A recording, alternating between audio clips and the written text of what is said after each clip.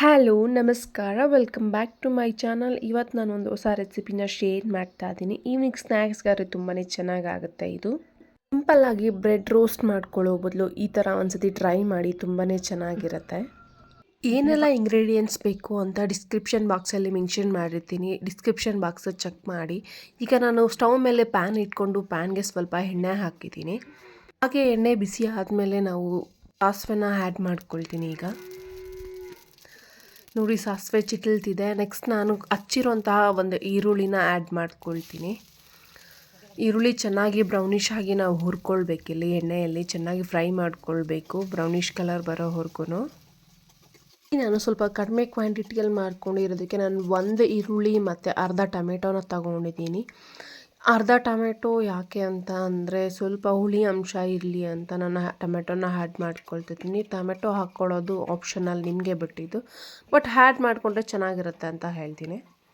Tomato ಮತ್ತು ಈರುಳ್ಳಿ ಎಣ್ಣೆಯಲ್ಲಿ ಚೆನ್ನಾಗಿ ಫ್ರೈ ಆದಮೇಲೆ ಇಲ್ಲಿ ಚಿಕ್ಕದಾಗಿ ಹಚ್ಚಿರೋಂತಹ ಒಂದು 4 ಸಿಹಿಮೆಣಸಿನ್ಕಾಯಿನ ನಾನು ಆ್ಯಡ್ ಮಾಡ್ಕೊಳ್ತಾ ಇದ್ದೀನಿ. ಮತ್ತು ಹಾಗೆ ಧನಿಯಾ ಸೊಪ್ಪನ್ನ ಕಟ್ ಮಾಡಿ ಇರೋಂತಹ ಅದನ್ನು ಆ್ಯಡ್ ಮಾಡ್ಕೊಳ್ತಾ ಇದ್ದೀನಿ. ಇದನ್ನು ಚೆನ್ನಾಗಿ ನಾವು ಎಣ್ಣೆಯಲ್ಲಿ ಹುರ್ಕೊಳ್ಬೇಕಾಗತ್ತೆ. ಇಲ್ಲಿ ನಾನು 1 ಪೌಂಡ್ ಬ್ರೆಡ್ಗೆ ಎಷ್ಟು ಬೇಕೋ ಅಷ್ಟು ಮಸಾಲಾನ ಇಲ್ಲಿ ಪ್ರಿಪೇರ್ ಮಾಡ್ಕೊಳ್ತಾ ಇದ್ದೀನಿ. ಸೊ ನಿಮ್ಮ ಕ್ವಾಂಟಿಟಿ ಎಷ್ಟಿರುತ್ತೋ ಅಷ್ಟನ್ನು ನೀವು ಮಾಡ್ಕೊಳ್ಳಿ.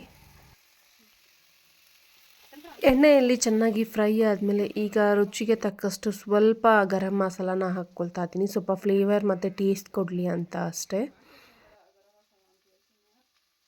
ಗರಂ ಮಸಾಲ ಪೌಡ್ರನ್ನ ಆ್ಯಡ್ ಮಾಡಿದ್ಮೇಲೆ ಅದನ್ನು ಚೆನ್ನಾಗಿ ಬೆರೆಸ್ಕೊಡ್ಬೇಕಾಗತ್ತೆ. ಸೊ ಎಲ್ಲದಕ್ಕೂ ಚೆನ್ನಾಗಿ ಫ್ಲೇವರ್ ಇಟ್ಕೊಳ್ಳುತ್ತೆ. ಯಾವುದೇ ಪೌಡ್ರ್ ಹಾಕಿದ್ಮೇಲೆ ಚೆನ್ನಾಗಿ ಬೆರೆಸ್ಕೊಡ್ಬೇಕು, ಇಲ್ಲಾಂದರೆ ಡಿಶ್ಶು ಸೀದೋಗೋ ಚಾನ್ಸಸ್ ಇರುತ್ತೆ. ಕಡಿಮೆ ಫ್ಲೇಮ್ ಇಟ್ಕೊಂಡು ಕುಕ್ ಮಾಡಿದ್ರೆ ತುಂಬ ಒಳ್ಳೆಯದು. ಮಸಾಲ ಎಲ್ಲ ಹಿಡ್ಕೊಂಡ್ಮೇಲೆ ಈಗ ನಾನು ಸಾಲ್ಟ್ನ ಆ್ಯಡ್ ಮಾಡ್ಕೊಳ್ತಾ ಇದ್ದೀನಿ. ಇಲ್ಲಿ ರುಚಿಗೆ ತಕ್ಕಷ್ಟು ಸಾಲ್ಟ್ನ ಆ್ಯಡ್ ಮಾಡಿಕೊಂಡು ಚೆನ್ನಾಗಿ ಬೆರೆಸ್ಕೊಳ್ಬೇಕು.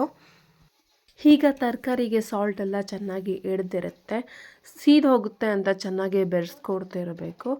ಇಲ್ಲಿ ನಾನು ಈಗ ತುರಿದಿರೋಂತಹ 4 ಕ್ಯಾರೆಟ್ ಮಿಶ್ರಣನ ಆ್ಯಡ್ ಮಾಡ್ತಾ ಇದ್ದೀನಿ. ಇಲ್ಲಿ ನಾನು 4 ಕ್ಯಾರೆಟ್ನ ತೊಗೊಂಡಿದ್ದೀನಿ, ಸಣ್ಣದಾಗಿ ತುರಿದಿಟ್ಕೊಂಡಿರೋಂತಹ ಕ್ಯಾರೆಟು. ಈಗ ಚೆನ್ನಾಗಿ ಮಿಕ್ಸ್ ಮಾಡ್ಕೊಳ್ಬೇಕಾಗತ್ತೆ. ನಾವಿಲ್ಲಿ ತುರಿದಿಟ್ಕೊಂಡಿರೋಂತಹ ಕ್ಯಾರೆಟ್ನೆಲ್ಲ ಆ್ಯಡ್ ಮಾಡಿದ್ದಾಯಿತು. ಇದನ್ನು ಈಗ ಚೆನ್ನಾಗಿ ಎಣ್ಣೆಯಲ್ಲಿ ನಾವು ಫ್ರೈ ಮಾಡ್ಕೊಳ್ಬೇಕಾಗತ್ತೆ. ಸ್ವಲ್ಪ ಹೊತ್ತು ಫ್ರೈ ಆಗೋದಕ್ಕೆ ಬಿಡಬೇಕು, ಸ್ವಲ್ಪ ಟೇಸ್ಟ್ ಚೆನ್ನಾಗಿ ಇರುತ್ತೆ. ಆಲ್ರೆಡಿ ಮಸಾಲ ಉಪ್ಪು ಎಲ್ಲ ಹಾಕಿರೋದ್ರಿಂದ ಚೆನ್ನಾಗಿ ಹದವಾಗಿ ಹಿಡ್ಕೊಳ್ಳುತ್ತೆ. ಅದಾದಮೇಲೆ ಚೆನ್ನಾಗಿ ಫ್ರೈ ಮಾಡಿದ್ಮೇಲೆ ನಾವು ನೆಕ್ಸ್ಟ್ ಬೇಯೋದಕ್ಕೋಸ್ಕರ ಸ್ವಲ್ಪನ ವಾಟರ್ನ ಆ್ಯಡ್ ಮಾಡ್ಕೊಳ್ಬೇಕಾಗತ್ತೆ ಬೇಯೋದಕ್ಕೋಸ್ಕರ. ಬಹಳಷ್ಟು ಜನ ಚಿಕ್ಕ ಮಕ್ಕಳು ತರಕಾರಿನ ತಿನ್ನೋಕ್ಕೆ ಇಷ್ಟಪಡಲ್ಲ. ಅಂಥವ್ರಿಗೆ ಈ ರೆಸಿಪಿನ ಮಾಡಿಕೊಟ್ರೆ ತುಂಬ ಇಷ್ಟಪಟ್ಟು ತಿಂತಾರೆ. ಯಾರು ತರಕಾರಿನ ತಿನ್ನೋಕ್ಕೆ ಇಷ್ಟಪಡಲ್ಲ ಅಂಥವ್ರಿಗೆ ತರಕಾರಿಯಲ್ಲಿ ಈ ಥರ ಒಂದು ರೆಸಿಪಿಗಳನ್ನ ಮಾಡಿಕೊಡಿ, ತುಂಬಾ ಇಷ್ಟಪಟ್ಟು ತಿಂತಾರೆ.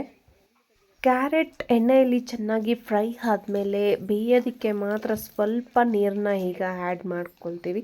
ಸ್ವಲ್ಪ ನೀರನ್ನ ಆ್ಯಡ್ ಮಾಡ್ಕೊಳ್ಬೇಕು, ಜಾಸ್ತಿ ನೀರು ಆ್ಯಡ್ ಮಾಡಿಕೊಂಡ್ರೆ ಚೆನ್ನಾಗಿರೋದಿಲ್ಲ.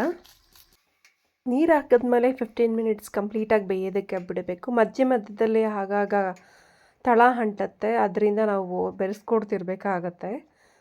ಸೊ ಕಂಪ್ಲೀಟಾಗಿ 15 ಮಿನಿಟ್ಸ್ ಬೆರೆಸ್ಕೊಟ್ಮೇಲೆ ಕಂಪ್ಲೀಟ್ ಕನ್ಸಿಸ್ಟೆನ್ಸಿಗೆ ಬರುತ್ತೆ. ನೋಡಿ, ಈ ಥರ ಕನ್ಸಿಸ್ಟೆನ್ಸಿಗೆ ಬಂದಾಗ ಕ್ಯಾರೆಟ್ ಮಸಾಲ ರೆಡಿ ಆಗಿದೆ.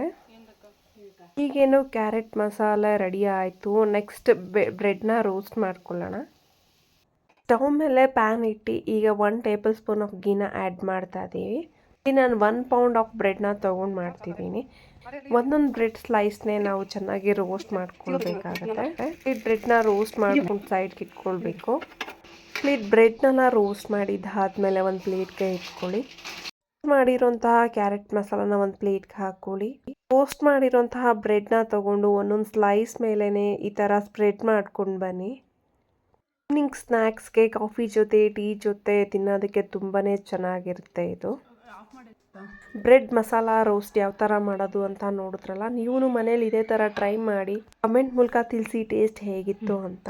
ಇದೇ ಥರ ಹೊಸ ರೆಸಿಪೀಸ್ಗೋಸ್ಕರ ಅನುಶ್ರೀ ಗೌಡ ಯೂಟ್ಯೂಬ್ ಚಾನೆಲ್ನ ಸಬ್ಸ್ಕ್ರೈಬ್ ಮಾಡಿ, ಲೈಕ್ ಮಾಡಿ, ಶೇರ್ ಮಾಡಿ. Thanks for watching this video. Stay tune for the next video.